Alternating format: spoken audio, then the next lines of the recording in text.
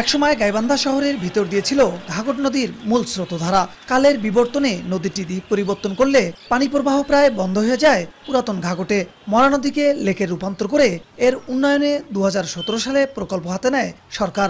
বর্তমানে শহরের বিভিন্ন এলাকার আবর্জনা ফেলা হচ্ছে ঘাঘট লেকে, পাশাপাশি তলদেশ ভরাট হওয়া ও কচুরিপানায় ভরে যাওয়ায় পানি ব্যবহার অনুপযোগী হয়ে পড়েছে। প্রকল্পে 3 কিলোমিটার দীর্ঘ লেকের দুই পারে ওয়াকওয়ে, 2টি সেতু, বসার বেঞ্চ, 4টি ঘাট, পার্ক, 6 কিলোমিটার এলাকা জুড়ে বৃক্ষরোপণ এবং আলোকসজ্জার কথা ছিল।